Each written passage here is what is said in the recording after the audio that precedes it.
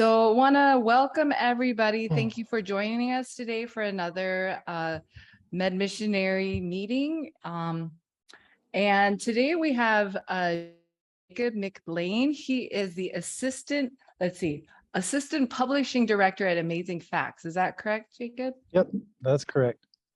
And how long have you been the assistant publishing director there? I've been there 2.5 years, since April of 2020. Okay, all right. So Jacob met Mercy because he spoke at Mercy's church, and the head of the publishing department there, Brandon Tigret, is a friend of Mercy's and mine too. I met him as well, and I really appreciate Brandon as well. So it's so nice to have you here on this program. Nice Mercy has been telling me about you and your life and just what God has done in your life. And so that's what we're wanting to. Well, I just want to know from the chat, if you could put into the chat, how many of you here know Jacob and are here because specifically for Jacob and to listen to his testimony? Because I think that there are people who know you and wanted to be here. And so we just. Oh, really? Yeah, when we posted this on Facebook, people were commenting. At least one person was commenting. So I thought, oh, people know Jacob, so that's good. Okay. All Yeah. right. That's cool. So Jacob, I like to approach this kind of like getting to know people, just as if we were all together in person and just interacting together. So that's how we're going to approach it. And so I just wanted to know, what was your childhood like? Were you someone who was brought up in a Christian home, or what was your background? So I wasn't brought up in a Christian home. The religion of our house was media and, school. So, I grew up on Disney, you name it, movies, whatever. And my parents are good parents. I think they have moral convictions. They definitely taught me morals. They just didn't have the Christianity side of it. So it was very much secular home. Thank God they're still together. That could have not been, but they stuck it out. They managed to stay together, and I think our home was better for it. Even with, our home was by far not perfect. A lot of fighting, a lot of struggles. We weren't, the most well-off home. So there was that. There's good and bad. But overall, I wouldn't say that my home life was extremely poor. I wasn't abused. My dad had some issues with alcoholism at times, but that, I wouldn't hold it against him. And it was more sporadic than continuous. So Jacob, where was home? Okay, so I was born in Ohio. I actually grew up mostly in Indiana. So I remember the years in Indiana. I was there till I was about 12. Then we lived in Kentucky for a year, and then I went to high school in Ohio. So I guess if you look at that tri-state area, that's where I'm from. Mm-hmm. So Mercy, you were asking him where he's from because was there anything specific that you? Yeah, because we like to know, where you grew up, and then also for you to tell us, seems that you guys were moving a lot, right? Yeah, once we hit where I was getting into middle school, my dad, I think he faced a layoff at that time. And so he had to find alternative employment. And that's how he got with the company that he was with that eventually moved him up to Ohio after Kentucky. So that's why we left. At that time, I remember we were living in like a 3-bedroom mobile home. Mm-hmm. And about when I was 11 or 12, we moved to an apartment. And I remember my dad temporarily taking like a job that was really hard on him. I think he was in between jobs. And then we moved to Kentucky. He got a job doing what he does now, which is airline pilot scheduling. He manages, and then that's what brought us up to Wilmington, Ohio. He was working for a company that was subcontracting for DHL, and there's an air base there. So we ended up there for my high school years. So Jacob, could you tell us like what kind of a personality did you have? Like, were you interested in spirituality? Were you searching? Were you troubled? Were you pretty happy? What was it like for you? Well, growing up, I was exposed to a lot of alternative ideas. So I grew up with tabloid stuff like Bat Boy and aliens and UFOs, Bigfoot, Loch Ness Monster, what's out there, that kind of stuff. We watched a lot of programs about ghosts and paranormal activity. So I was very interested in that. And then, this is all before I'm even 12 years old. I'm already reading about things like astral projection and some of the, drug use and mysticism that happens in other cultures, other religious things. I was very intrigued by all of that. And also you were, you were ahead of other kids. So they had to move you into special classes. So yeah, in elementary school, by the second grade, actually at one point, because I was, I don't know, I guess I was envied by some kids or something. I was beat up and put in the hospital because I was just smarter than the other kids or something, and but at that point they kind of noticed because they gave me all the books, it's like first grade, second grade. They give me the little like, here's Todd, see Todd run, run Todd run. Well, I read through the entire year's books in just, a few weeks. I just read them all. And then the teacher found me sitting in the back of the classroom with an encyclopedia and a dictionary, just reading.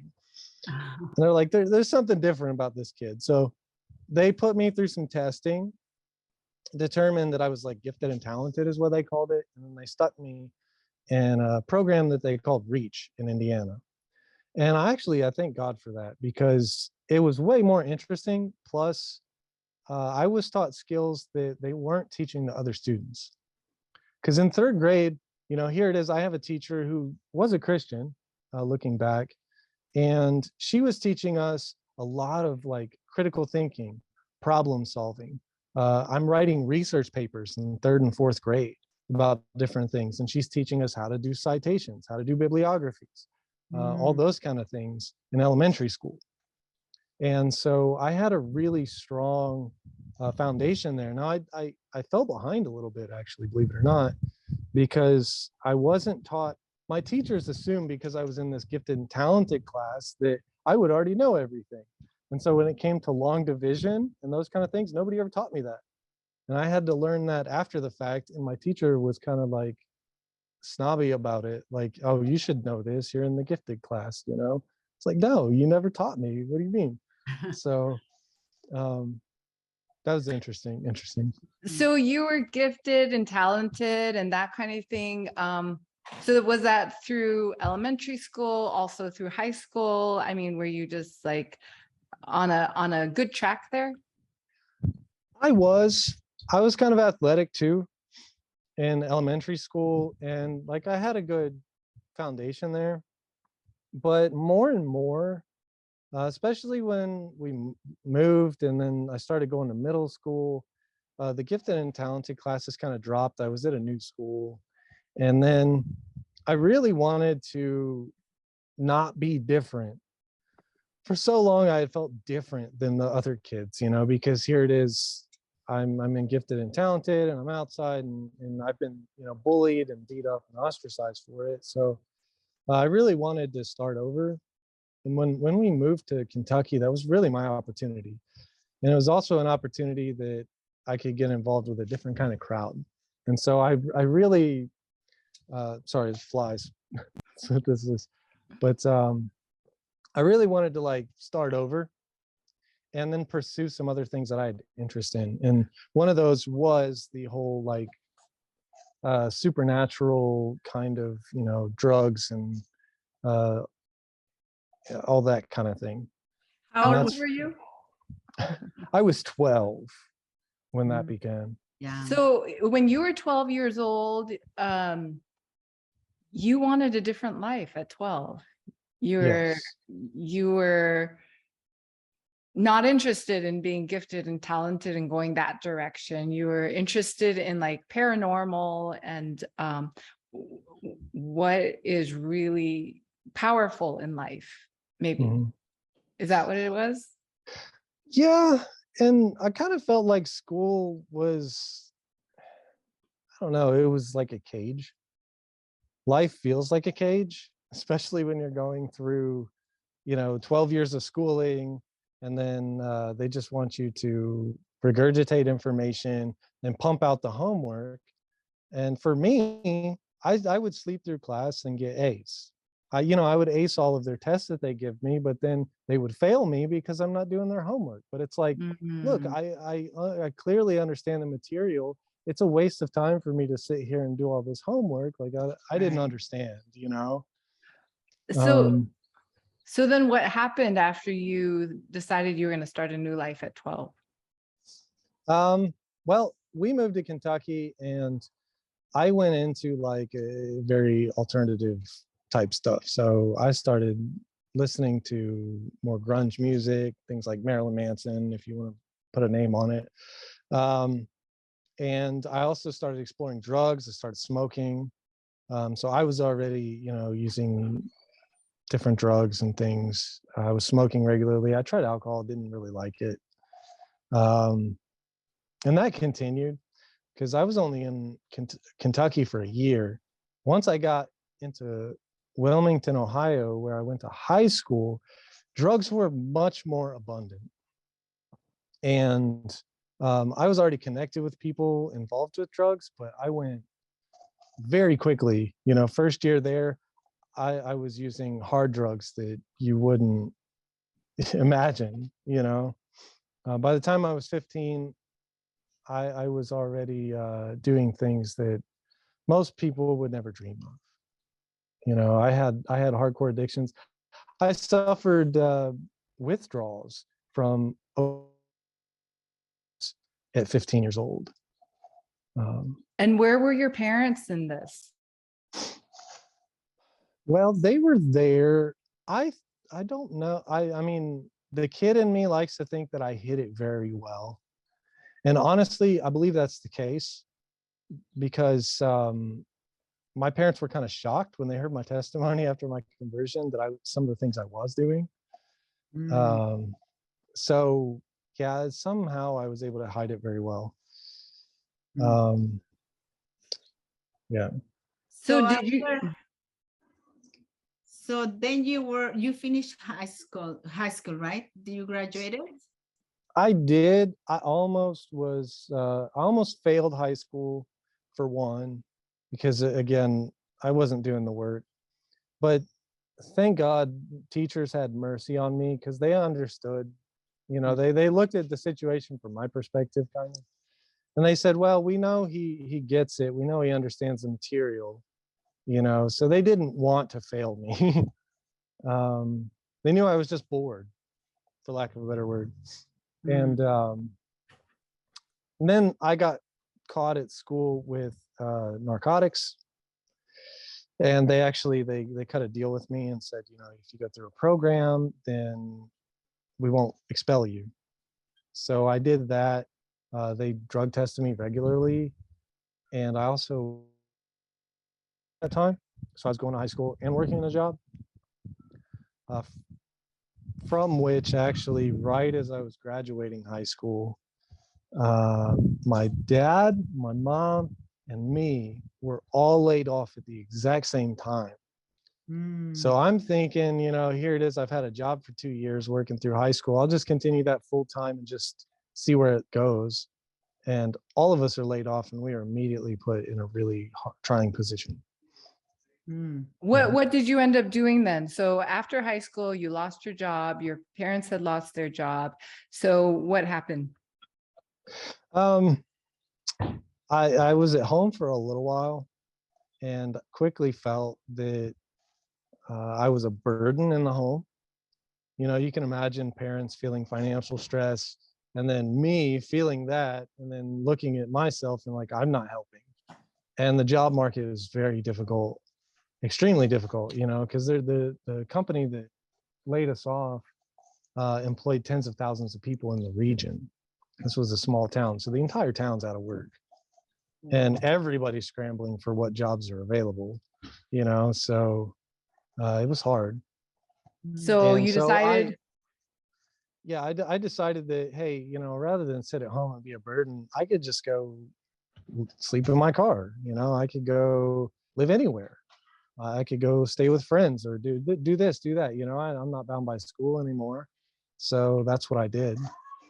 Um, I slept in my car quite a bit, stayed at different places from like place to place. And then eventually some friends and I had a place that we stayed at regularly. And we were, you know, the whole time I was involved in selling illicit things. So that's So that's how kind you of the support direction I went. yourself. how long were you doing this kind of lifestyle? Well, if you count the time, if you're just counting the time I was in my hometown, I want to say until I was 19, somewhere in there, like 19, So maybe 2 years, maybe year and a half. It a wasn't year and a half. a full 2 Okay. years. Yeah. Okay. So what happened then? Well, things compounded. I had trouble with the law. Um, I had some issues that I didn't go to court for. I lost my license. I had a friend that I was close with, and he had a lot of debt over his head and was in trouble with the wrong kind of people. Um, Also, just sick of being where we're at. The police were watching us. We had like patrols going around our block regularly, and we knew who they were looking at because we had all the wrong people in and out constantly. And we just knew something was about to come to a head. And rather than face that, I wanted to escape. And uh, I had some friends that had been out west prior to that and had toured, you know, shows, and we were selling drugs. That's what they were doing. And of course, they tell you about a better lifestyle on the West Coast, California. You know, of course, California, man, they're easy on you out there, and everybody's and the mother is growing stuff out there, and you know, you can go out there and do X, Y, and Z, and it's sold to you like a dream, you know, like a lawless dream, which California kind of is for a lot of people. So I Mhm. was attracted to So that. you So I went to wanted to, California. yeah, I wanted to leave and get out. And so we did that. I sold my car, paid off my friend's debt so he wouldn't be in trouble. And then we left with another friend who had just purchased a van we had thrown in on and took off.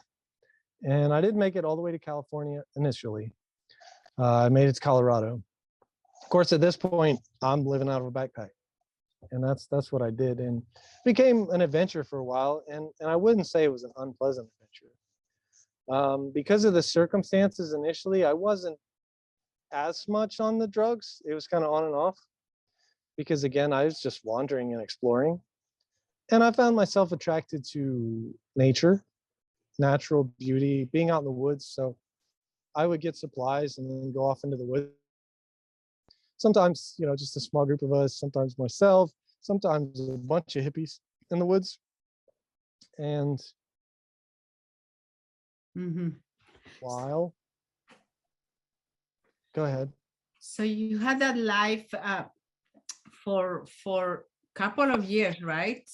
Till something happened when you were like 21, 22. You got into a relationship with a lady, and what happened? Yeah, Mm.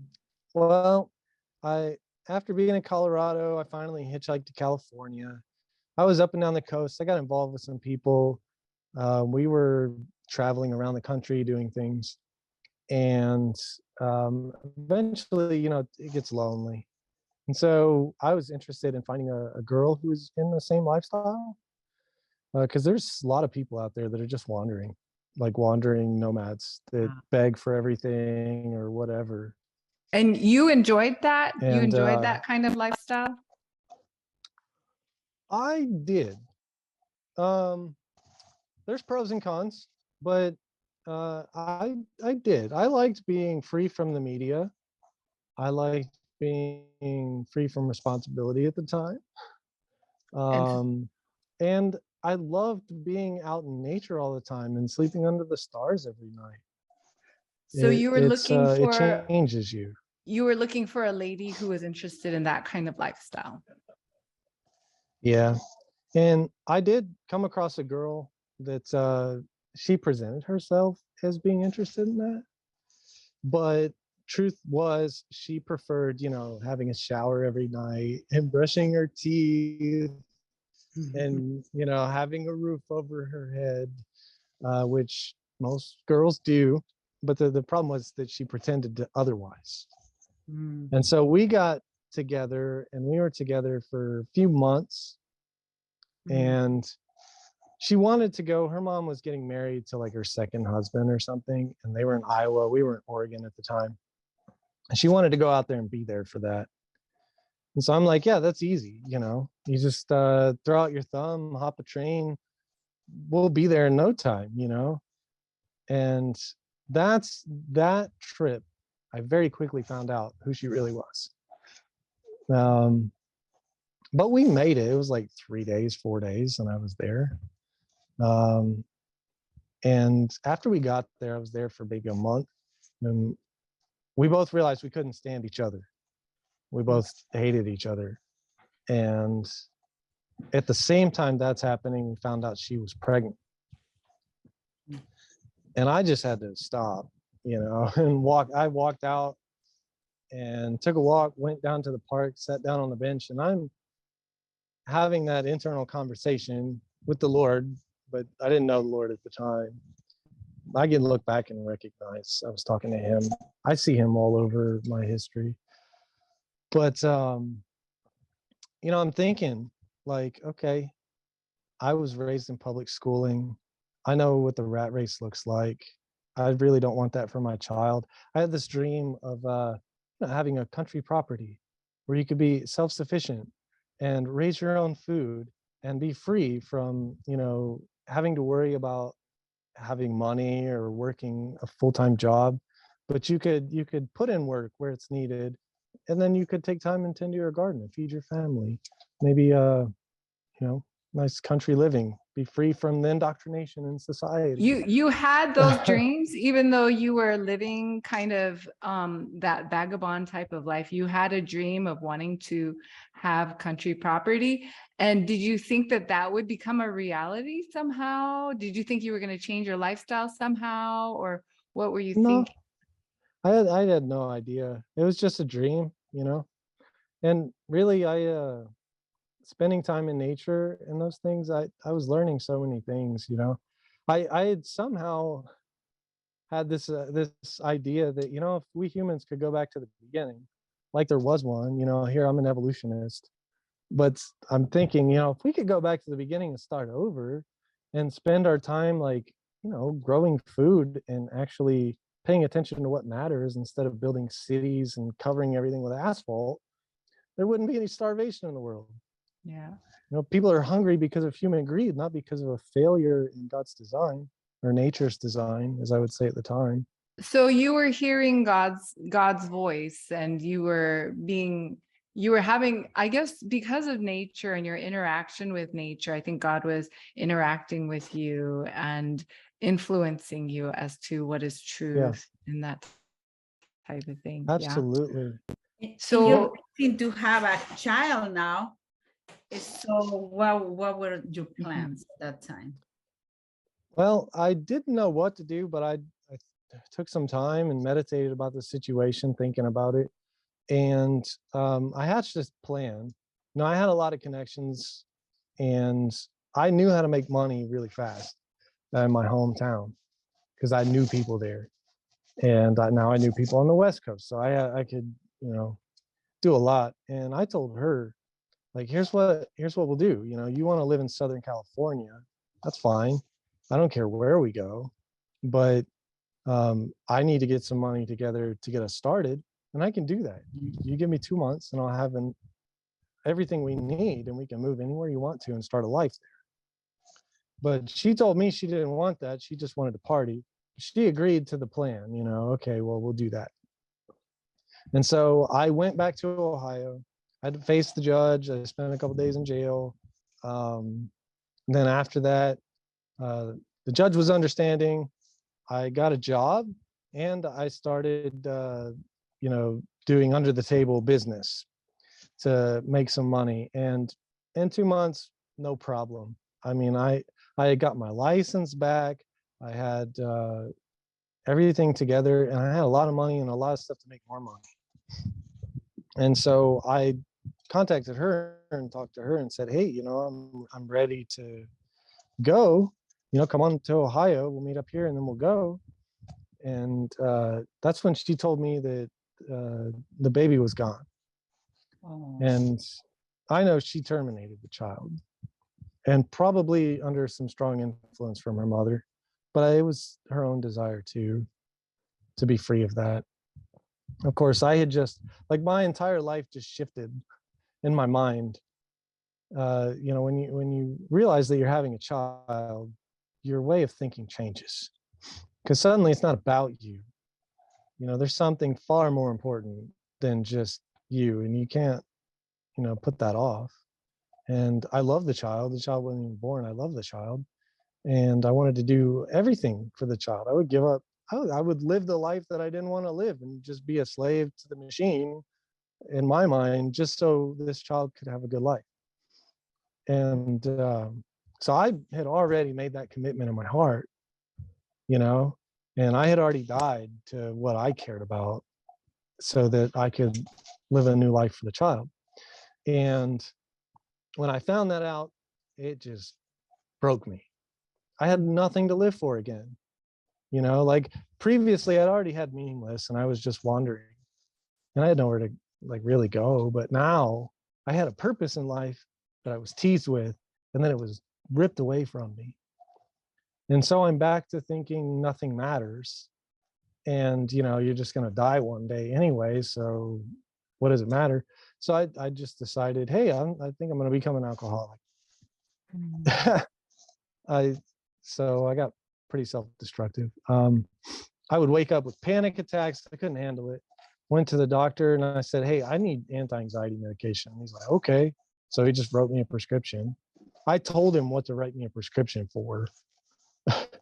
And that's ridiculous. That's a whole tangent. But yeah, I then went to drinking, and I drank pretty much nothing but alcohol every day, all day, until I was converted. Wow. Yeah, that got really bad. So, and so you went on and drinking, and so you still in the streets, right, at that time? Yeah, so when I made that decision, I decided, well, I'll get a vehicle, a van that I can live out of, and then I'll find a friend to go with me, which I knew a friend that was an alcoholic. So I was like, hey, come on, I'll supply you with beer. Just come with me. Let's hit the road.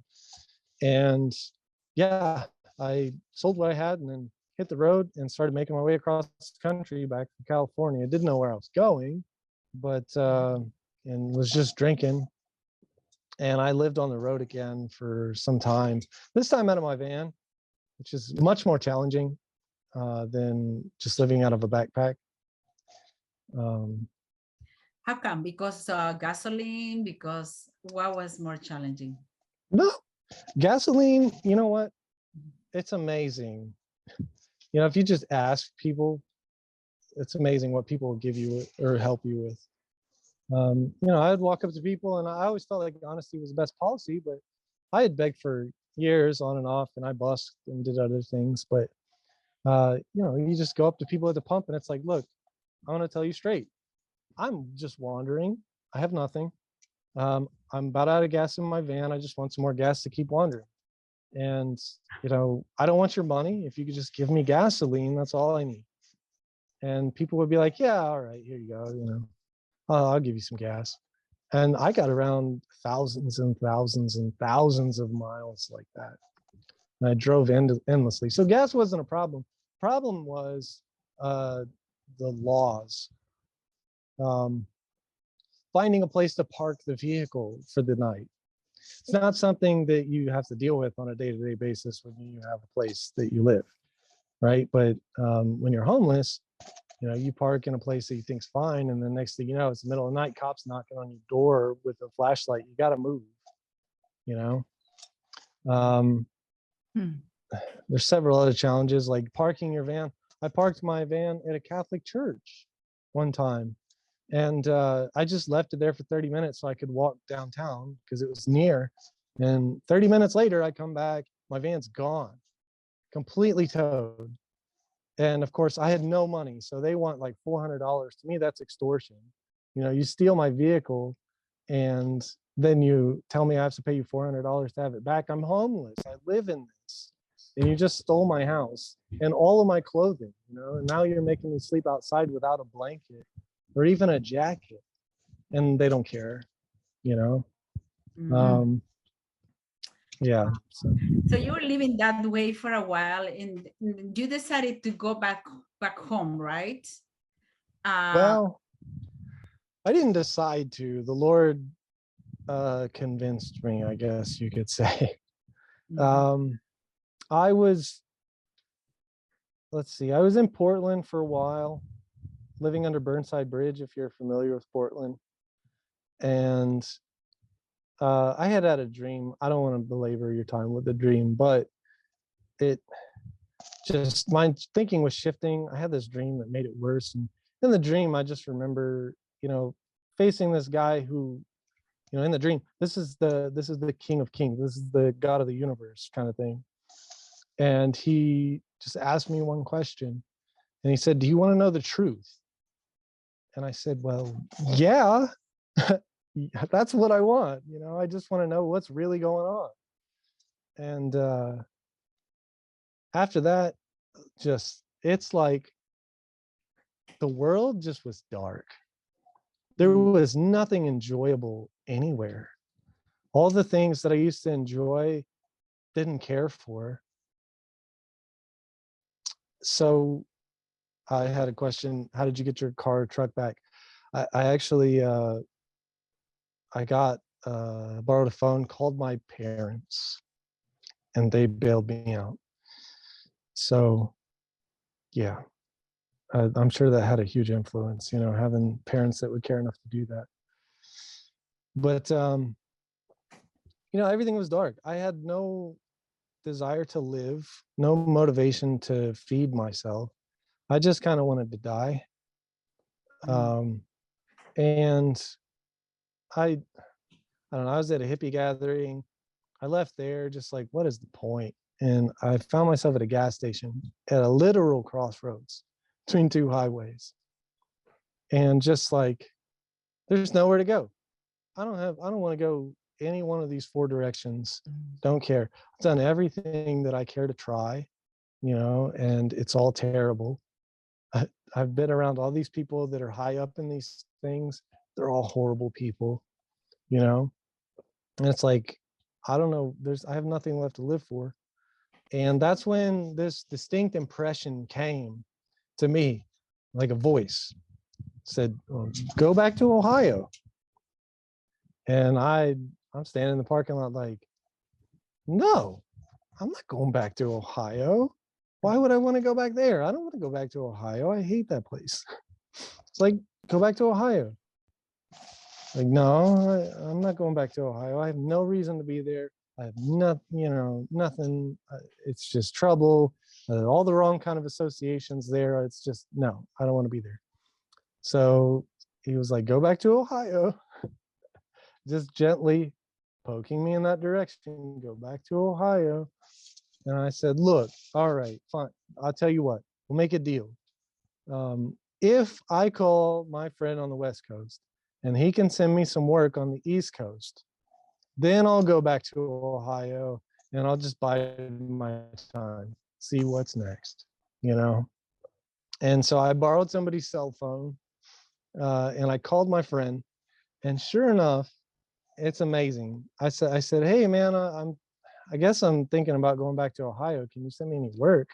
And he said, man, I'm so glad you called. I'm having a kid. I'm having a child, and I have all this stuff out here, but I don't have anybody to sell it to. Can you sell this for me? You know? And I'm like, you know what? Yeah, I can, I can do that so that I can help you feed your child. That to me was a noble cause. And so I was like, okay, I guess Ohio is the place I'm supposed to be. And so God convinced me to go to Ohio.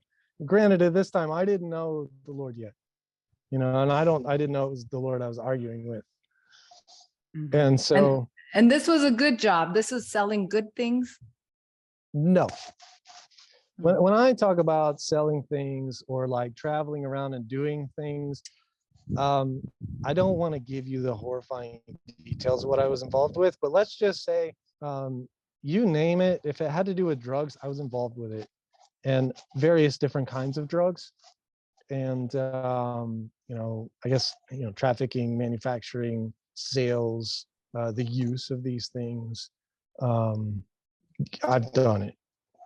So, So this job, God used a job that wasn't an ideal job, but God used it to get you back to Ohio. yeah. And also to help provide for Bob, I think, which I'll call him Bob. Not necessarily his real name, but, Yeah. to provide for his family, because what he was doing at the time is he had a similar dream that I had. He just wanted a nice home girl that liked to stay home and cook and clean. And then he wanted to have a little country property and grow his own food and just get away from everything. And this was the best And way that he knew how to go about doing this. yeah. So he's in Northern California, so you can think about what he might have been doing. But that's what he was doing. He was raising animals and food and some other things that he could sell and make money. I see. So so I went back to Ohio. And then what happened? Well, I was in a miserable, horrible depression. Mm. I was strung out. I was an alcoholic, and I spent all my time just laying around, literally doing zero exercise. I got to the point where I could barely go up 20 stairs. My body was just failing from the abuse and the lack of movement. But I wasn't eating either, so I lived it on beer, This was in beer and Ohio. liquor. Yeah, and I was staying in my parents' basement, and they didn't know what to do, But then my little encounters with people was just to go, and I knew just enough people to, move a large quantity of things and not have to do a lot of work and have enough money to just skate by and, do what I was doing. So that's about all I was doing. And I was on the verge of death. Yeah. I mean, it was horrible.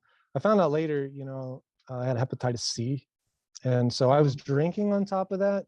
And I had Mhm. horrible pain Mm. regularly in my chest and in my area, my liver, and just like, I had zero energy, zero appetite.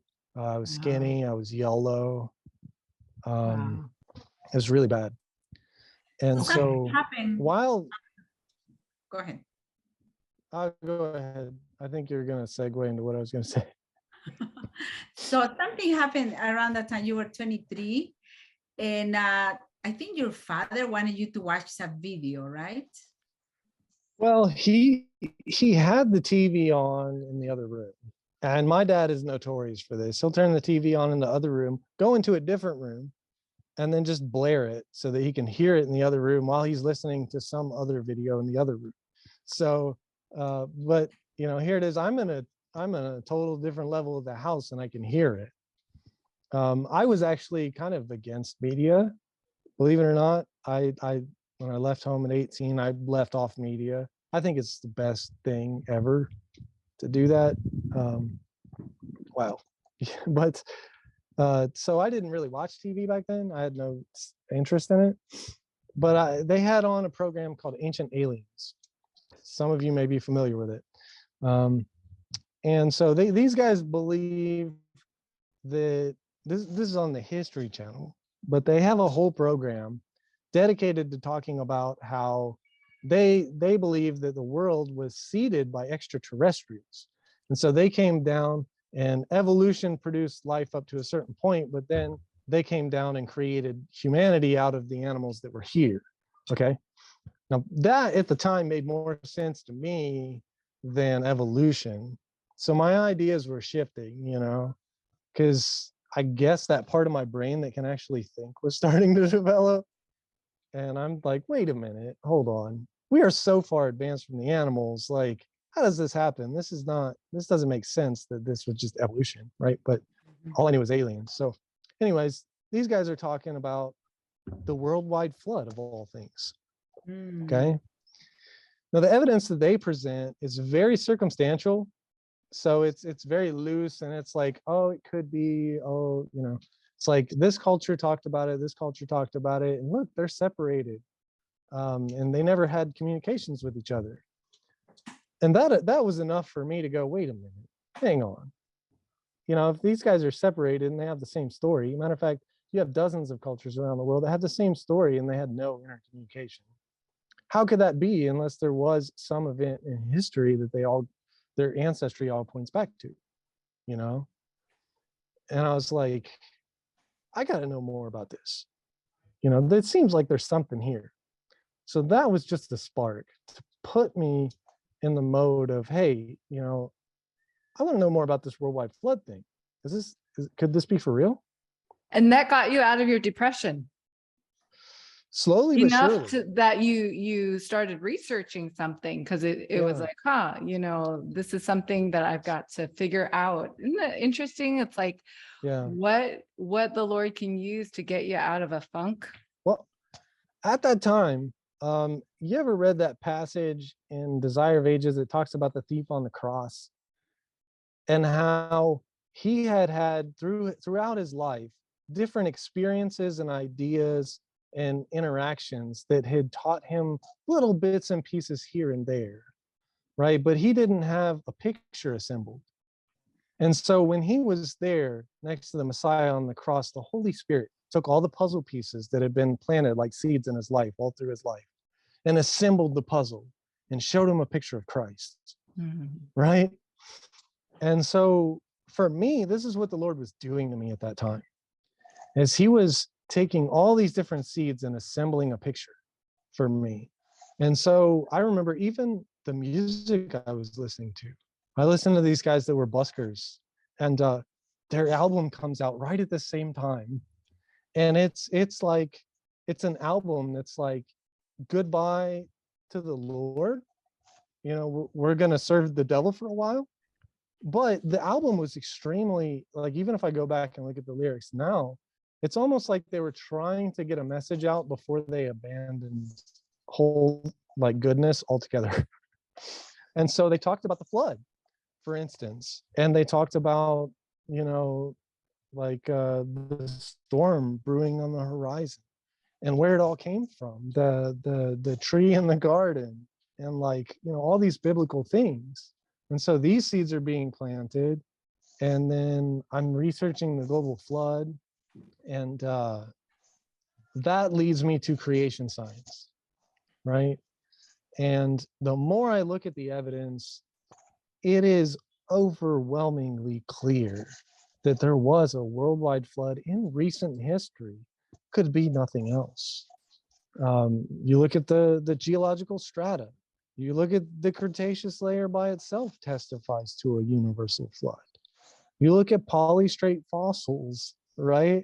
That could not happen. Look at all the fossils. Fossils can't even form without catastrophe and rapid burial.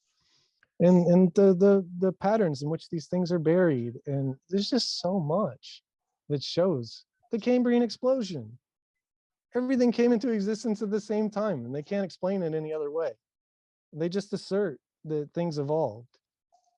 And so all of these preconceptions that had just been indoctrinated into me as a child were just melting in light of the evidence, right? We have such solid evidence for our faith. It is insane. But then you start looking at creation science, because clearly, if there's a worldwide flood, we didn't evolve. Nothing would survive, right? That takes miraculous divine intervention. So if there's a worldwide flood, then there has to be a God, you know? And that led me to the realization that there was God. That there was a God. So do you remember that moment that you had this like before this, you said you were talking to God, like when you thought you might have a child, you said you were talking to God. So throughout this time, were you thinking there might be a God, there might be a God, or were you kind of, even though now you look back and you say, I was talking to God, were you kind of closed off to that? And all of a sudden one day when you were studying creation, you thought, oh, there is a God. The way I would explain it is that I was blind. I had absolutely no idea that God was like a reality or a possibility. And I had not entertained that idea up to then. Mhm. But I did notice while I was homeless, I did notice things that made me wonder. That's why I was so desperate to know the truth, because I had some supernatural experiences with different things. I knew that the people that were high up in things that I like to get involved with at the time were involved in spiritualism and things like that. I knew that back then, for instance, I recognized that there was some force, as I thought at the time, that was providing for me. I just called it the universe. Matter of fact, I used to preach to kids about my experience, things I had learned by experience, things I put to the test and tried and found to be true. Things like give and it shall be given to you. If you find yourself hungry, just start giving away all the things you have, giving away all the food that you get. You'll never go hungry. Okay. I was preaching, ask and you shall receive, right? I was preaching, don't complain, ask for it. I teach people, don't worry, the universe provides, which if I'd known there was a God, I would say, God just provides. Like I see it every day. There were times, one story in particular, I was sleeping under a bridge here in California.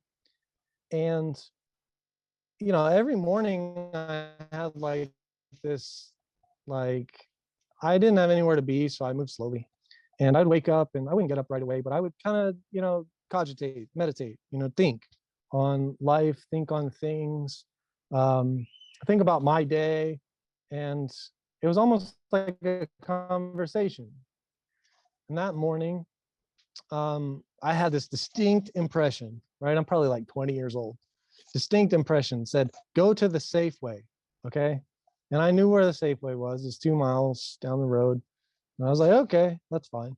So I'm not thinking anything. I'm just going because I was prompted to go. I had nothing else to do. And I packed up my stuff and walked down to the Safeway and I sat outside and I'm just sitting. Minutes later, the manager comes out and hands me $40 and says, I just felt strongly impressed to give you this. I don't know why. And she didn't even know I was sitting out there.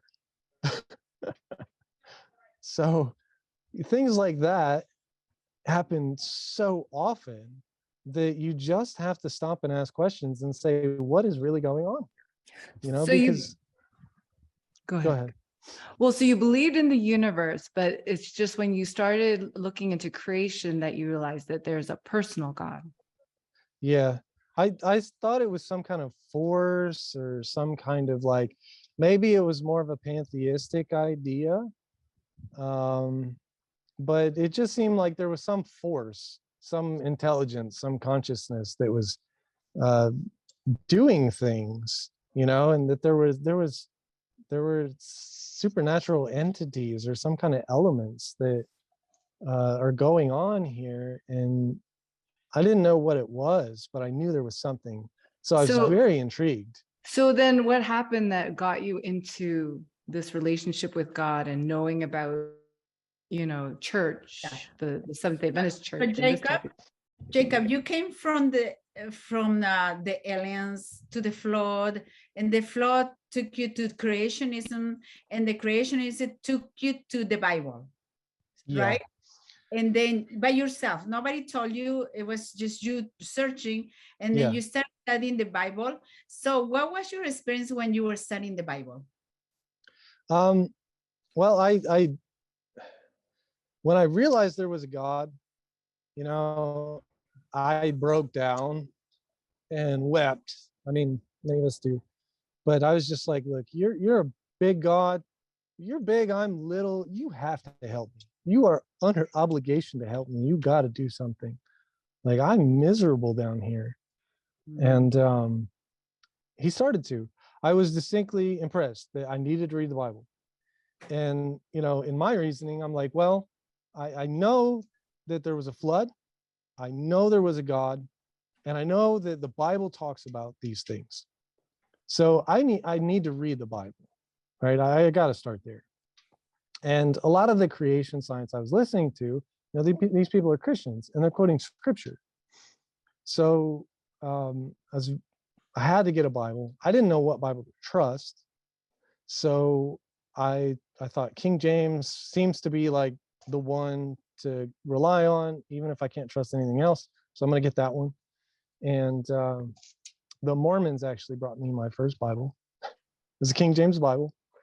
And then I spent every waking moment either reading my Bible or listening to lectures and sermons and those kind of things, just looking for more information, mostly on creation. So at the time But do you stop drinking or? yeah, no. No? So I would wake up in the morning and I would crack a beer and then I would open the Bible. And while I was a serious alcoholic, I slept with the Bible under my pillow.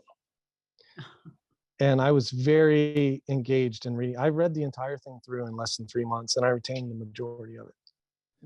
Wow. Maybe not like word for word, but all the ideas, made their way in. The Lord just wrote that on my heart. So And at this time, you were impressed to go to church, right? When you finished reading the Bible? yeah, as I was getting to the end of it, you read the book of Acts, and like this word has already done such amazing transformation in my life. And here it is, I'm so excited and on fire, and I want to tell people, like I'm telling everybody. I'm online telling people, trying to tell my family, I'm trying to tell my buddies that are buying things from me, and they don't really care. But I lost all my friends, kind of fell away because eventually I stopped selling drugs and stuff. And but I just wanted to tell people. And then Book of Acts, here's a church, a group of people that are working together. It's like it's their job in life to go out and tell people this. And I'm like, that's what I want to do. I wish I knew people like this today. And then you get to the book of Hebrews, and it says, not to forsake the assembling of yourself together. And God's just saying, hey, you need to go to church. And I'm thinking, well, I don't want to go to church. And he's like, well, you need to go to church. And I said, nah, I don't know. All these churches are teaching lies. So many of these people I look at, they're not teaching what the Bible teaches. And, I know what this word says. And I started like toying with it and reading about different churches and their beliefs and their doctrines, because, God's impressing me. And like, I'm kind of wanting to move in that direction, but I really don't want to. So I'm looking for a way out. And doctrine was my way out, right? I'm like, okay, false doctrine here, false doctrine there, false doctrine there. This guy's clearly in it for the money.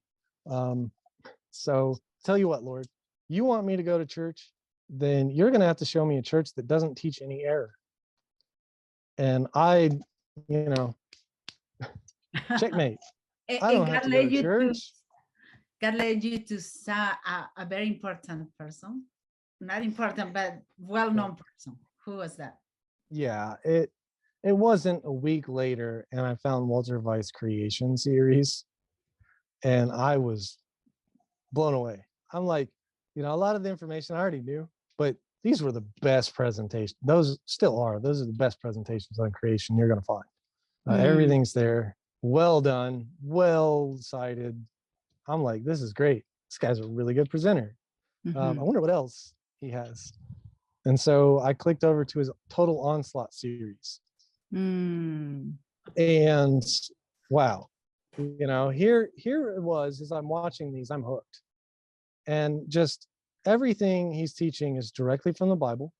A lot of it was stuff that I understood that I didn't know if anybody else believed. And a lot of it was things I hadn't heard before. And I woke up, I would watch these, just 2, 3 a day. I mean, just eating this up. And by the time I got to the end of the series, I was interested. I was like, here's I wonder what church this guy goes to. He looked at me through the camera and was like, if you've been with me so far and everything I've said to you is correct, then you're a Seventh-day Adventist and we need to talk about baptism. And I'm just like, I'm a Seventh-day Adventist. I've never heard of a Seventh-day Adventist. So I looked it up and there was an Adventist church in my town.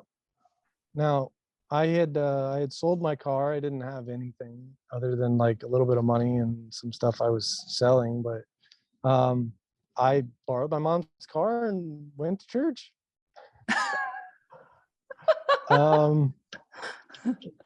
When I got there, the elder was at the door and he looked at me with a confused look on his face and he said, "Where did you come from?" Why would he say that? That was a welcome, huh? Because you just showed up at the church, right? But did you look funny? Did they not have guests or something? Seems like they didn't have guests. Yeah, I don't think they were doing a lot of outreach at the time. They weren't really expecting new people. And then for somebody that has never met them, never encountered them, never came to an event, they've never knocked on my door, had no idea who I was, for me to just show up looking like I did probably. I tried to dress as best I could, but my best back then was not great. So I just showed up and they're like, okay, well, welcome. Yeah, come on in. And it was interesting because like I sit down in the Sabbath school and I like they're asking questions, like nobody is responding. And I'm just like, so yeah, that's like this, and this, right? And they're looking at me like, what? Oh, who is this guy? Like, they were just amazed. They stuck me in the pulpit before I was baptized, which was about 6 months later. I was baptized in the Adventist church. Into that Adventist church. So that Yeah. Adventist church, even though the welcome wasn't so wonderful, it must have been a good enough, like a caring enough church. Yeah. Oh, they were nice people. And Nice people. Okay. They when they heard where I came from and they asked me who I was and like how I got there, and I told them my story, and they were just, overwhelmed and shocked. And so I remember being given like Doug's book, The Richest Caveman. And like as I'm reading it, I get halfway through the book and I find $20 and I'm like, no, I don't remember who gave me this. But Jacob, so after 2 months going to the church, you were walking around the church, inside of the church, and then you find some treasure. What was that? Yeah, Something- so I was really on fire. I was helping with everything I could at the church. You name it. If church work bees, helping the pastor move, I was there. And one church work bee, I found a cabinet that was full of dusty books. And a lot of it was, repetitious, like several of one book. And I asked them, what is this? And they're like, oh, that's our outreach literature. I'm like, wait, these books are to give away. And they're like, yeah, they're to give away. I'm like, these books have been sitting here for I don't know how long. You guys aren't giving them away. I could just take these and give them away. And they're like, yeah, go ahead. I'm like, okay, you bet. So I had been buying books to like share, and now I just started taking these books in plastic bags, grocery bags, and going door to door and just like knocking and offering them to people. And so often I remember, I Laodicea just was ringing through my head as I was doing this, over and over, because people, you go knock on their door and you're like, I have this amazing treasure, this amazing truth. I want to share it with you. And they're like, oh, well, we already have a church, so it's okay. Thank you. And then they shut the door and they don't take the books. I'm just like, rich and increase with goods and have need of nothing. They have no idea that they need what's here. And I was frustrated, and I'm like, Lord, how do I get these people to take these books? And he's like, well, they think you're selling them at church. How about if they thought you were selling them the books? I'm like, you know what? You're right. If I was selling them the books, then they would say, hey, I'm a Christian. Here's Christian books. I might be interested. Let me take a look. Sure enough, that's how it works. So, and I know a lot of people don't like to sell literature. They want to give it away for free. But honestly, it's not about money. It's literally a psychological warfare and spiritual warfare that goes into it. And I could go on and on about that, but it's really important to do because it can put books in homes that otherwise couldn't go there. For instance, I had one home that they didn't want the books that I was selling. I was selling books at the time. And it was a clear day. Magic California sky, not a cloud in sight. I was in Tennessee, but there was one cloud that appeared in the sky as I'm walking up to this little home. And as soon as I get to the house and knock on the door, it starts raining on just me. Nowhere else was it raining, just me. And they open the door and they're like, we don't want the books, but would you like an umbrella? It's a sunny day.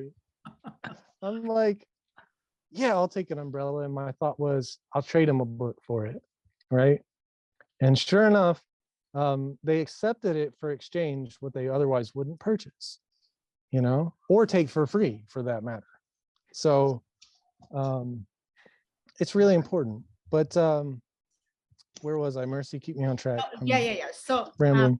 Your interest into sharing books and being, purposefully, you wanted to share the message, you were in fire to God. So some people in the church thought that would be good idea for you to have a formal training.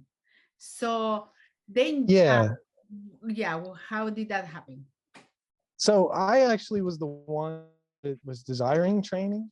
I didn't know how to approach people and sell books because I had sold things before and I knew how to manage a business a little bit and how to manage money and things like that. But I don't know. I just wanted some training. I'm like, how can I do this effectively? And so I began talking to the people at the church about this idea. And they said, well, actually, we had somebody, Brandon Tigrit. He used to canvas here in this town, and he came to this church, and we know him very well. Is that California still? No, this is Ohio, where I'm at. Ohio. Okay, keep going. They said, we know Brandon. He lives in Georgia, and he trains people to do this for a living. And he oversees this. He was a district leader overseeing the call porter program. So they said, we'll put you in touch with him. And sure enough, I get a call from Brandon. They had given him my number. And he asked me if I was interested in the literature work. And I said, yeah. And he said, well, I'll have you go through a student program. You're young enough, you could go canvas with him. and learn, and then see if this is a good fit for you. How old were you? 24. When was that? 2016. I turned 25 like a week after I showed up for the literature program, student program, in like a May. And how long had you been Seventh-day Adventist? 1 year. 1 year. Just under 1 year. Okay. So I went out with the students and canvassed. Can you clarify? There was some miracle that God did at that time for you to be able to get the training. Yes. So I was working, but I wasn't making much, and a lot of the money I had, I would like donate, or I was buying literature and distributing it. And so I wasn't saving. And when this opportunity came up, I realized I was going to need money, to be down there and to pay for my food while I was there canvassing and all that, at least for a little while. And all I had was $60 to my name. And so I checked the mail, I think. I had an envelope there. It was from ADRA. And I was like, well, this $60 isn't going to do me anything. So I put $40 in the envelope. I saved $20, put it in my gas tank. And then I said, Lord, I got on my knees. I said, hey, you want me to do this? You're going to have to provide for me. And I didn't ask one person but God. And people started approaching me. And they started asking, hey, you're going down there to canvas. Any chance you might need, this?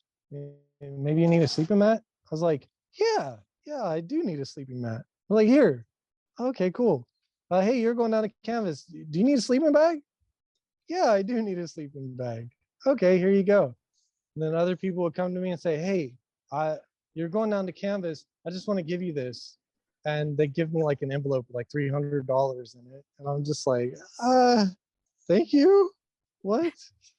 So I was actually, through divine resource, right? God just pouring this stuff out on me through people.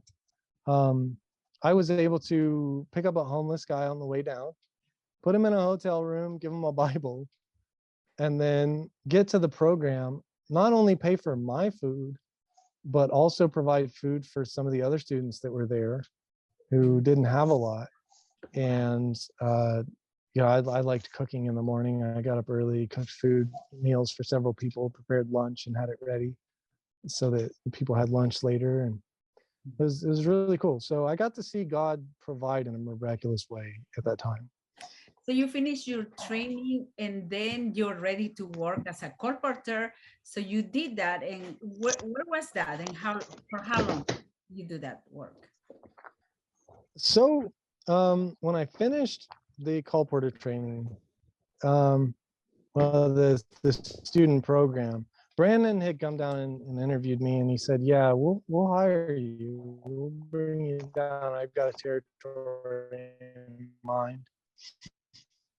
And of course, this is a lot more money away. Like I've had to make money this way. So I didn't have a lot. I'm starting from nothing, and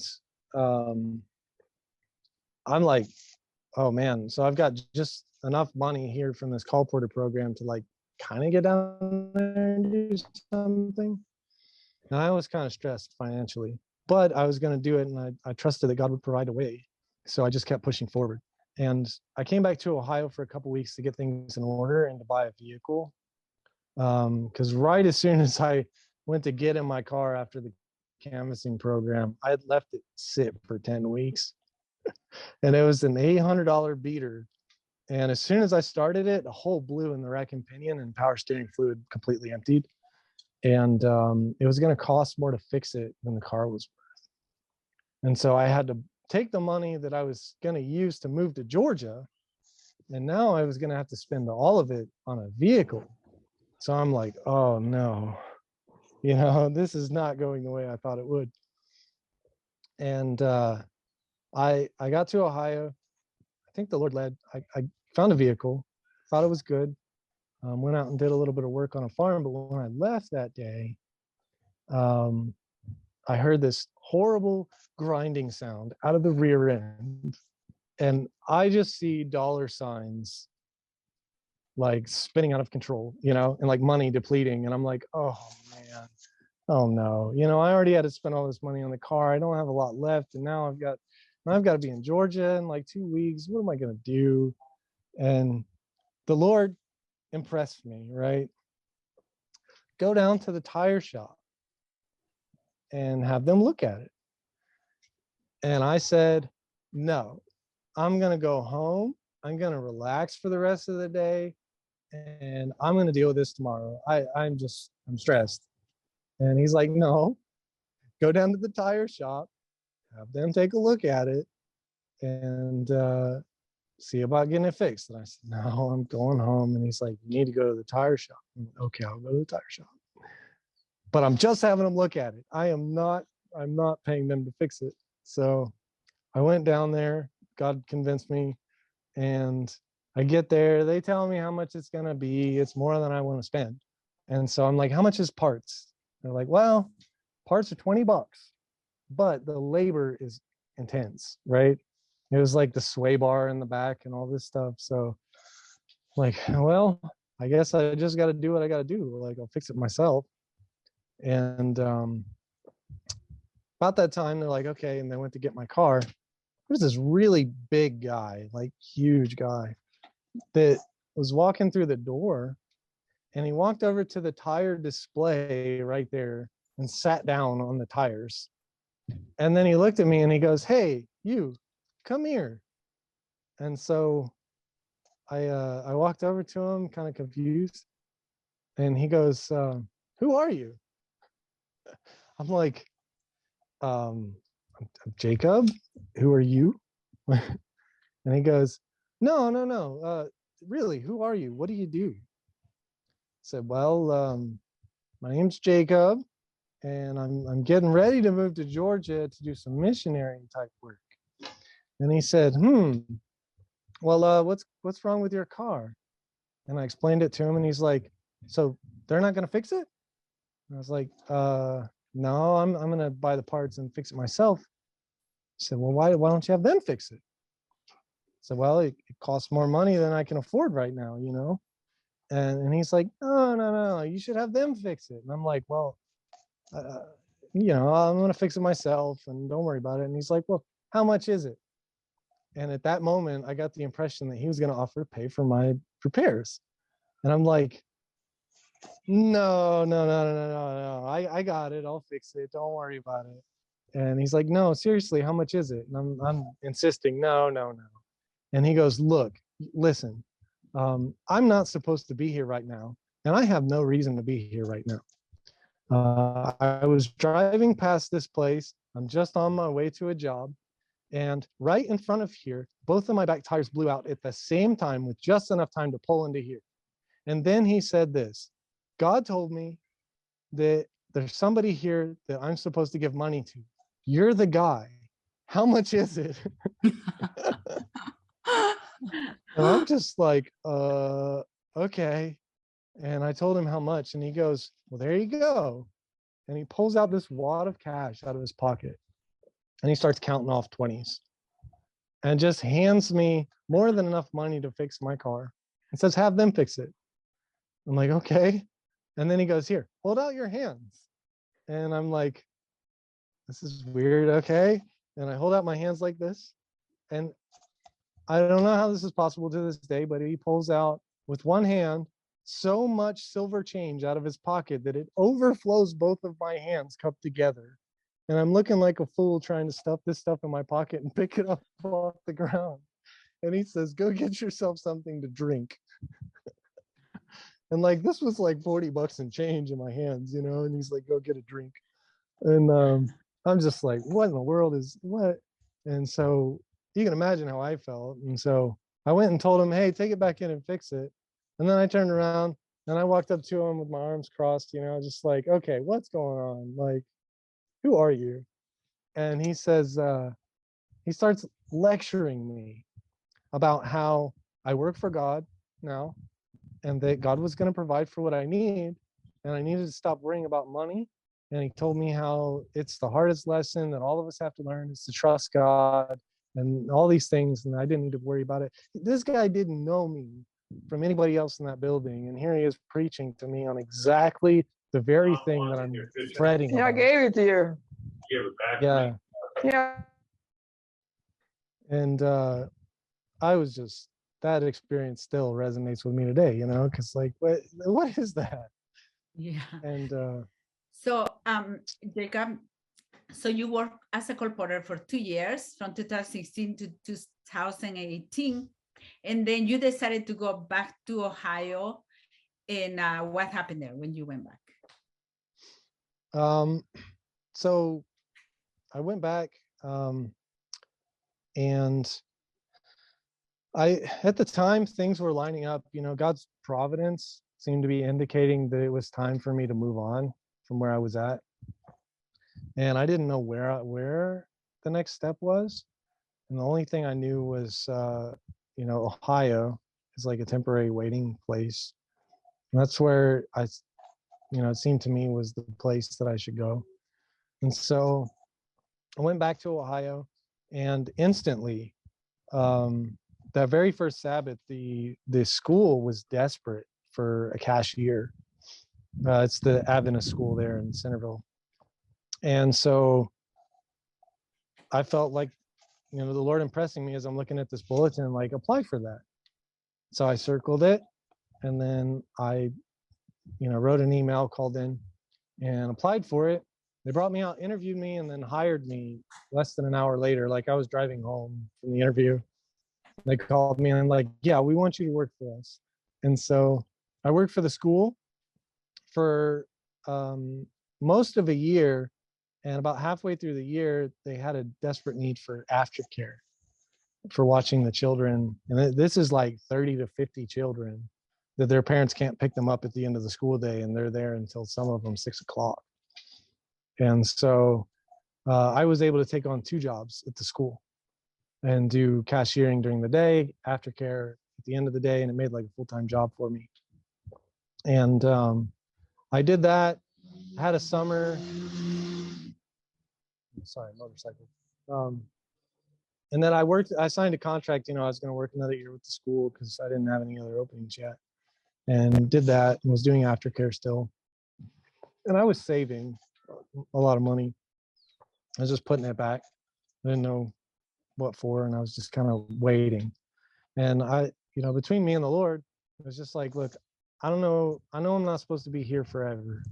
This is just a temporary place. And this is what's in front of me. So I'm going to do it faithfully and with, you know, 100% of my might. If I'm washing a microwave, I'm going to wash that microwave cleaner than anybody's ever washed that microwave, you know? And just hanging on to, you know, be faithful with that which is little, you know, expecting that God would lift me up in due time and do something else with me. And sure enough, around about like December-ish of 2019, going into 2020, Brandon starts calling me. Okay. So I've been at the school for a year and a half. Just for people that do not know Brandon. So Brandon, when he trained you, he was the director of some conference, right? About the colporteurs department. But at this time, Brandon is calling you from Amazing Facts, but because now he's the director. Yes. The publishing department. So now he started calling you, and what happened? So yeah, so he felt the Lord's leading to also, you know, move on. I think his job was taking a toll on him down there, and he got on Amazing Facts as publishing director. And then he starts calling me, telling me how awesome it is to work for Amazing Facts. Well, good for you, buddy. You know, that's cool. Like, I'm glad for you. That's great. You know, I'm sitting here like in this waiting period. So it's kind of like a rut for me, but that's cool, you know. And I didn't realize he was trying to convince me to come out here. And come like February-ish, he's just like putting it strong, like January, February. He's like, look, I need you to come work for me. Like, I need somebody to be an assistant publishing director. Says like the position doesn't exist, but I'll create it, and I need somebody to be second in command, somebody I can trust, and somebody that thinks the right way, and you know, this and that. And he's like, you're the guy for the job. And I'm like, I don't know about all that, you know, that's a lot. And so I told him I think about it, which after talking with some friends and telling them, well, I don't know, I got some reservations. And they're like all but slapping me upside the head, like, you're an idiot if you don't do this. This is a once in a lifetime opportunity. Like, so what if you fail, you know, like, you should just do it. And I'm like, yeah, that makes sense. So I called Brandon and I said, okay, you got to tell me what the job is. What's a day look like for me? What's this? And I went over it with him and went over the details just to get an idea in my head. The more we talked, the more I realized, you know what?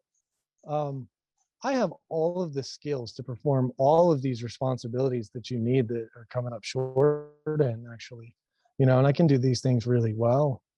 Can you tell us Yeah. what responsibilities were they? I'm sorry. Can you tell us what the responsibilities were? So the thing that bothered me is management, because really the job that I do now, like initially it wasn't supposed to be this way, but I ended up putting on like many hats. But some of it was sales management, which being a manager over other people, I'm like, I don't know about that. But again, I dealt with kids and managed kids, so it's really not much different, but don't tell them that. But so there was that aspect of it. There's the publishing side of it. So project direction, that's you know, overseeing projects, making sure that this person gets what they need to do their part, and then moving forward and giving it to the next person, and seeing a project from, you know, brainstorm to completion. And then there is the publishing side of it. So you're having to learn all the different kinds of print materials, and you're having to learn, you know, how to make books just so you can get good quotes for books and things like that. Now you're dealing with contractors. And so you're helping to run a business. And then I was doing, you know, with sales management comes like overseeing all of our software, which was a nightmare. And helping to get all of those things working in an order and good shape, and reorganizing the way we were doing a lot of things. There's also just, you know, taking sales calls and so many other things. There's interdepartmental relationships that happen when you're in that position. So you're having to like coordinate things with other people and blah, blah, blah. It just, so many things. Now I'm doing also like text layouts and some of our design work. You know, and a big part of it was the computer side of things. We completely redid our inventory system, which was a huge job, huge undertaking, but it went really well. And thank God, you know, the auditors came in and they were happy for the first time in years. So our new system's working out. There's a lot of butting heads with people because they've been doing things for, you're new here and we've been doing things for 20 years this way, and now you're going to change it. I'm like, well, you know, if I didn't have Brandon behind that, you know, it wouldn't, you know. So Jacob, you know, as you look back at things, this must be so different than where you thought your life would be. And so much has changed in just a few years. Now you have a family, huh?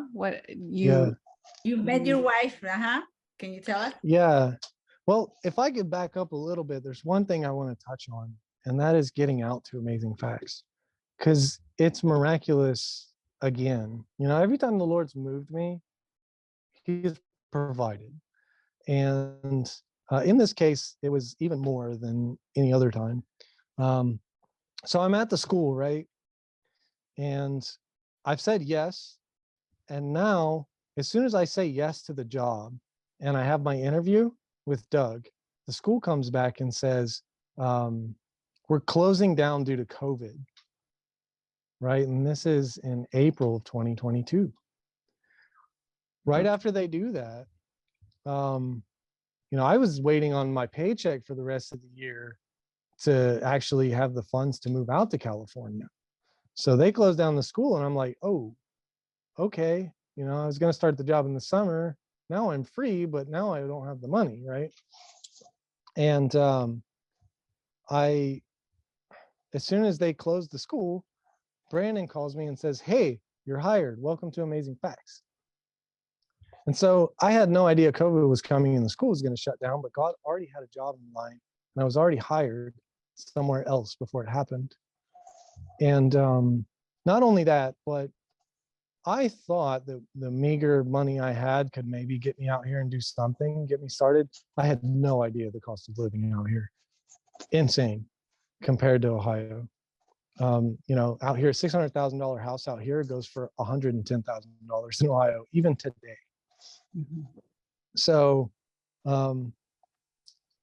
I just pray. I'm like, I'm expecting that I'll be able to make it. But all of a sudden, money starts pouring in out of nowhere. And I'm not even asking God for money. I didn't even know I needed it, honestly.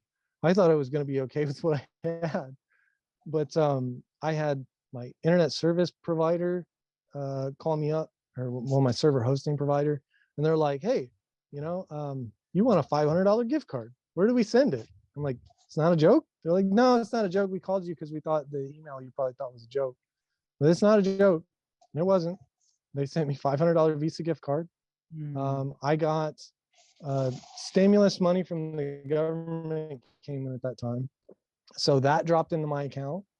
And then people started sending me letters and handing me envelopes.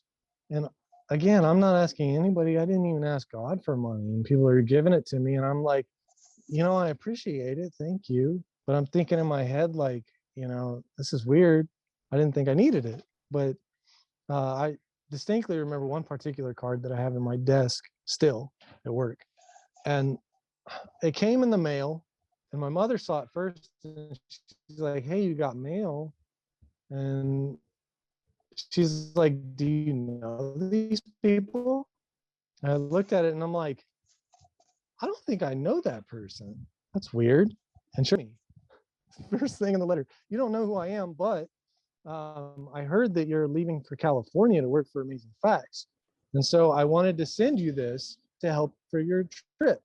And they sent me a check. And I'm like, I don't even know these people, and it just comes in the mail. And so without touching my savings, without touching the money that Amazing Facts offered to give me to help move me out here, I was able to put in a deposit, move into a place, pay for gas all the way across the country, and have money to sustain me for a while. And my savings grew. Praise the Lord. Yeah, I mean, if that's not God's providence showing, this is the right direction, I don't know what is. So, Jacob, if any of your family got converted, or any of your friends? I had one friend who seemed to accept some of the ideas, but I preached at his funeral the day before I left and hit the road for California. I had several other friends, like the friends that I hit the road with, they passed away. Some of them are in prison. So with my friends, they kind of fell off, and then a lot of bad things happened. But with my family, my mother, I remember I borrowed her car to go to church for the first time. Mm-hmm. And of course she watched as, all of a sudden, like, I'm not drinking anymore. I'm not smoking anymore. I'm eating healthy. I'm teaching her how to eat healthy. She went from being pre-diabetic to losing a bunch of weight, and her cholesterol was better because I was teaching her how to eat a vegan diet. And I even started on that, I think, before I came into the church, just from reading Genesis. But there was that. So my mother was greatly impacted because she's looking at me, her son, knowing that, I was at death's door, and then seeing God work in my life and pull me into this church. She's like, that has to be God. And this has to be the right church. And she's like, yeah, if you say Ellen White's a prophet, I believe it, because, it's obvious the Lord's working in your life. Mm. And so my mother still attends that church to this day. Praise the Lord. And I think the biggest thing is probably my niece, my sister's daughter, because I started taking, my sisters like to push their kids off on my parents at that time. Still kind of bad about that. Not as bad now. But she was always there on the weekends. So I took her to church. And I always went for Sabbath school. So she was there in the children's Sabbath school. And then my mom would come for service and sit with her. And to this day, she like leads out in prayers and is in Sabbath school when she can go with my mom. And she loves the Lord. And so that was one. And I think, probably my dad is a lot more open. We can't have a lot, my dad and I can't really have deep discussions. We can have very surface levels, very short discussions. Like we don't talk. But I remember him joking about evolution. So I think there's some seeds planted there. And, he has been, now he's quitting smoking. He's trying to eat healthier. I had bought him a Bible at one time. So I don't know, just, I think I've done what I can there, and I just continue to live as the Lord leads. And I think he'll work on them. And they can see, my wife and my daughter now. And we had them out, paid for all their expenses and stuff. And they're seeing like I'm in a totally different place that they never thought, I was lost and dead, so. Wow. Yeah. Praise the Lord. Praise the Lord. Well, we have some questions. Somebody Yeah. said, when you said God impressed you, what do you mean? Do you hear a voice or it's a feeling? That's so hard to describe. It's not, it's almost like a voice, but not really. And it's somewhat like a strong urge, almost like if you've ever been commanded to do something and you start to not do it right away, or you start to procrastinate, that foreboding sense that you get like something bad's going to happen. It's almost like it's like a very strong like push in a certain direction, like this is what's required of you, or this is the direction you should go. And it's something that what needs to be done. And as much as you might try to put it off or set it aside, you just can't get rid of it. If you look at William Miller, for instance, he felt like God was calling him to preach, and he fought and fought and fought God, but he couldn't get rid of it until finally he got to this point. He's like, you know what? If you want me to do this thing, then you're gonna have to have somebody send me and ask me to preach. And somebody shows up knocking at his door asking him to preach, and he threw a fit. I've been that person, He threw a fit and went out and threw a tantrum in the woods, but then he did it, because he knew, he was just driven in that direction. And so when I say an impression, it's just like, it's like a drive, like you might call it like a still small voice, Mhm. just like, yeah. Yes. Somebody's asking, where did you meet your wife? So I met her, we actually both worked at Amazing Facts at the time, but I didn't meet her on the job.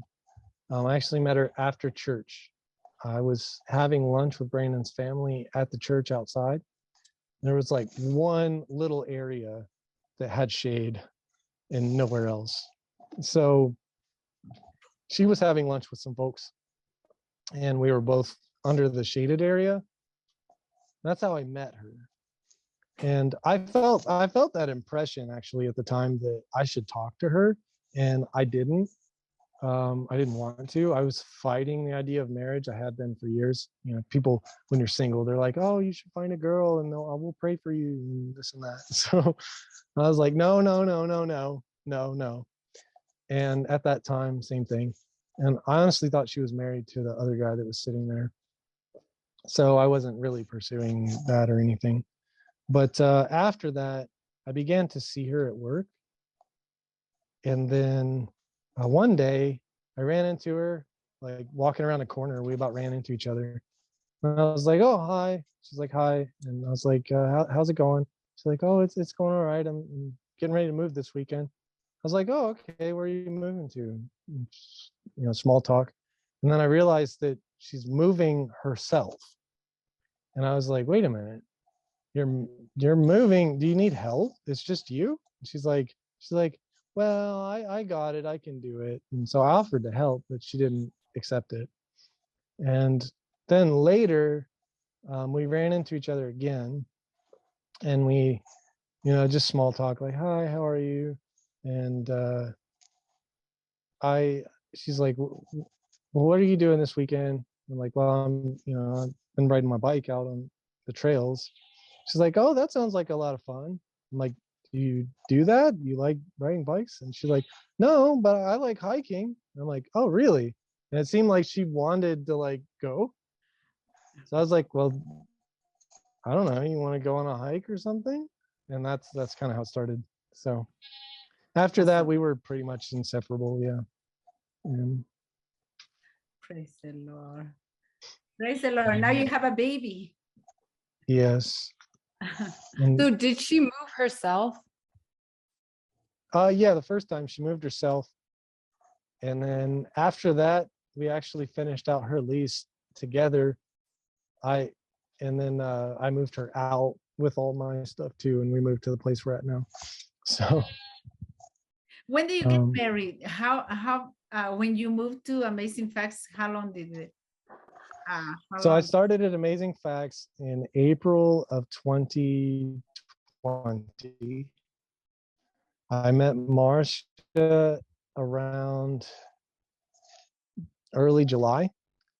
We got married in February, and then our child was born in December of 2021.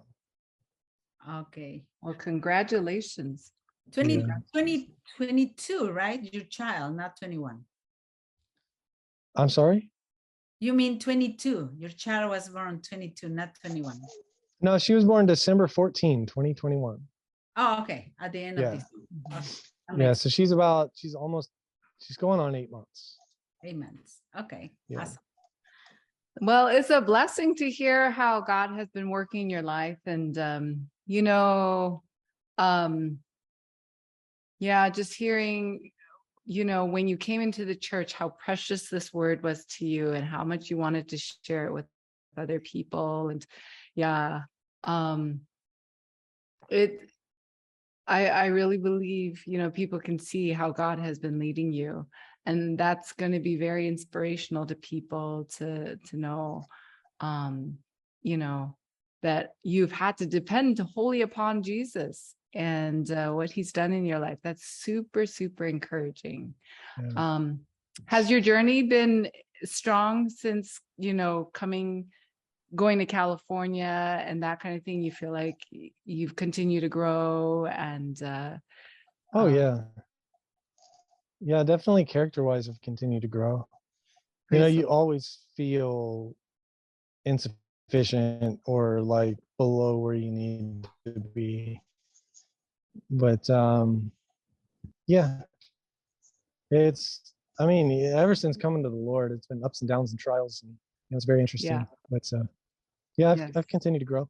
I like where I'm at. Praise the Lord. Maybe I'm comfortable, but I don't think that's gonna last very long. Things are getting crazy Yeah. in this world. They've been Yeah. crazy since 2020, but yeah. Mm-hmm. Yeah. Yes.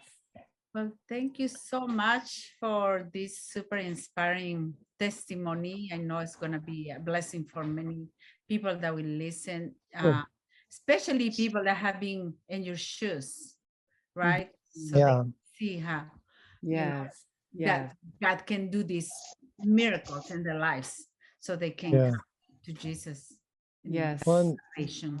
I mean, yeah, the Lord brought me from the streets, and it's Yeah. so easy, even for me. We pass by people that are holding up a sign begging for something, and you know, you think all the negative things, Satan puts all the negative stuff in your mind, like they're just gonna waste your money, Mhm. they're just drug addicts, they're just homeless, they don't really need it, and whatever. But it was through love that God showed, led me to desire righteousness, Yes. to want to be a righteous person. And it's through that provision that God gave me that revealed that He was there. Mhm. So, those people that today are there on the streets, I mean, God can take any one of them and transform them and use them tomorrow. Yes. Can I leave with one story? Yes. Mhm. Do we have time for one more? Yes. Yes. So just to illustrate that point, for somebody that thinks, can God use me, right? Because I've had those thoughts. I remember when I was getting ready to go down before I canvassed, and I was doing prayer meeting at the church and organizing things, every Wednesday.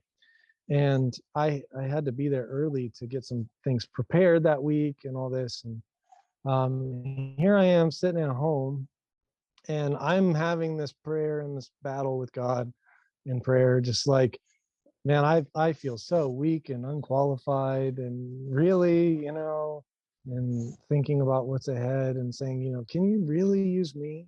That was really my prayer. Like, God, can you really use me? Like, I am a mess. And right in that moment, I got this really powerful urge, right? An impression. I needed to be at the church. Right then, I had to go. And I looked at my watch, and I'm like, oh, it's like close to prayer meeting. I'm gonna be late, right? I need to get there early and get stuff ready. So I rushed to the church, and I'm there, and I'm making sure everything's in order and ready for prayer meeting and stuff. And then I get a call 15 minutes after people were supposed to show up and nobody's there. I get a call from one of the church members. He says, "Hey, Jake, can you come out here and help me move this deer out of the road?" And I'm like, well, all right, nobody showed up for prayer meeting. That's lame. So yeah, I'll drive out to your house and help you move the deer out of the road. And he says, no, no, no. It's right here in front of the church. I'm like, what? And I walked out, and he's looking through the glass, like waving. And so I walk out there, and he's like, yeah, I talking to him as we're walking to the deer. I'm like, he's like, yeah, I was going to try to do it myself, but since you're here, I could really use the help. I don't want to throw my back out. It was probably a bad idea to try to do this by myself. And here I am like, oh, okay, well, it's good I could be here. And he's like, say, what are you doing here anyways? I'm like, well, I was getting stuff ready for prayer meeting and stuff. And he's like, Jake, it's Tuesday. And I was like, what? It's Tuesday? He's like, yeah, it's Tuesday. It sounds like the something whole I would do. reason, yeah, the whole reason I jumped up and rushed off to the church was because I had an impression that I was needed at the church at that time. I didn't have to know why I was needed. I didn't have to know what I was needed for. Praise I just the had to listen to that voice and run and do what God asked me to do and be in the place that He needed me to be. Mhm. And then I was there right on time to help somebody that otherwise probably would have hurt themselves if they tried to do that by themselves. So and I remember as soon as I realized it was Tuesday, God brought my prayer back to my mind. Can you really use me, as messed up as I am? And that answered it. Like, yes, absolutely, I can use you, as messed up as you are. Here you are, here for the wrong reason, but you're right where I needed you, right at the time I needed you there. Don't worry about it.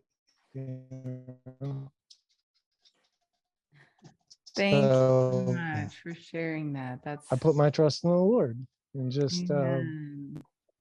He can use any of us. He can use a donkey. Amen. Amen. Wow, Thank you so much. an amazing journey. Yeah. So we can close with a word of prayer. Yes. Mercy, would you close us off with prayer? Yeah, let's pray. Let's pray. Dear Heavenly Father, thank you so much for this amazing testimony that you can do the amazing thing for anybody that even is not searching, because you're doing anything and everything to save souls. And so I just want to ask you if there is somebody that is listening this testimony, and perhaps don't have any answers, that you can touch their lives, their hearts, and that they can see that in you are at work, you're busy at work to bring salvation to us. And I just want to thank you, because this reminds us that that for especially for our relatives perhaps that are lost, for our friends that are lost, or even people that are out there in the world that don't have any answers, that we need to reach out to them, that you can use us to do this work. You can also speak to them directly, as you did with Jacob. So I just want to ask you that please put in our minds to be really mindful of reaching more souls at this time. Things are happening, and we know that you are soon to come. And so I just want to thank you for every opportunity that you give us to reach souls, and also for that we can look purposely, that we can pray continually, for giving us opportunities to reach more people. I just want to thank you so much for this time. It was such a blessing time we have today. Continue blessing Jacob and his job, and Brandon also, that he has another amazing testimony. And I just want this job that they're doing is just so amazing, reaching not just thousands of people, but millions of people. And this is an amazing opportunity that you have given to Jacob, and you can do that to anybody, any of us here. And I just want to ask you to please continue guiding us, blessing us, leading us, and giving us wisdom how to live at this time. Thank you so much for everything, for all you're doing in our lives. In Jesus' name, amen. Amen. Amen. Thank you so much. Next Sabbath, Dr. Charles Standish, he was one of the delegates at the GC session. He's going to be our guest. He might be out of the country. I haven't been able to correspond with him recently, so hopefully he will confirm with me, but he's supposed to be our guest next week. And then the week after that, those of you who know Dr. Tim Pernick, he wrote the book on vaccines. He is going to be talking about this subject of the I guess ever since Roe versus Wade, this decision that has overturned that, there are some people, even in the church, who believe that this is an issue for religious liberty. I wasn't aware of this, but apparently there are some people who believe that this is a problem for religious liberty. And so he is going to talk about this subject, about the subject of Roe versus Wade, abortion, religious liberty. And I think it'll be a very interesting to talk about. So I hope that you will join us for that. And that's the week following. That's August 13th, I think. So hopefully you'll join us. Thank you, everybody, for being here and for having been here all this time. We just really appreciate our family here at MedMissionary. We're going to be more on Rumble, hopefully soon. And so be on the lookout for that, because we've gotten 2 strikes now from YouTube. So I think if we get struck again, I don't think we'll have a channel. And so, yeah, we're going to be on Rumble more, possibly. We're going to figure out, hopefully, how that works. And so please do share with your friends about Med Missionary and what is happening. We have so many wonderful testimonies. When we were doing our prayer rallies, we had people who were saying, you know, I've not ever been sick and gone through it without medications. I've never had the courage or the ideas to do that. And I have kidney failure. I'm on dialysis and I've done this and I'm doing this God's way. And people are just really inspired to do this work for themselves as well as for other people. And so I just hope that you will, you know, if you have been blessed by this, that you will share these ideas with your friends and you will give people courage and hope and inspiration, because as Jacob was saying, things are getting crazy. I think we have a little bit of respite right now, a little bit of quietness, but you know, I don't think this is going to last. And we want to share with people what they, you know, need to learn for when things do go really crazy, and especially to have that walk with Jesus, you know. And so this is what it's all about, having that walk with Jesus. The medical missionary work, it's the pioneer work of the gospel. It is the practical aspect of the gospel. And so we want to share with people those practical things, especially as times get more and more difficult. So I hope you will do that. And I appreciate all of you. Thank you very much. Hope you have a wonderful rest of your Sabbath. Thank you, Jacob, for joining us. And we will all be praying for each other and be in touch. God bless you, everyone. God bless you. Bye. Thanks, Jacob. Thank you. Yeah. Happy Sabbath. God bless everyone.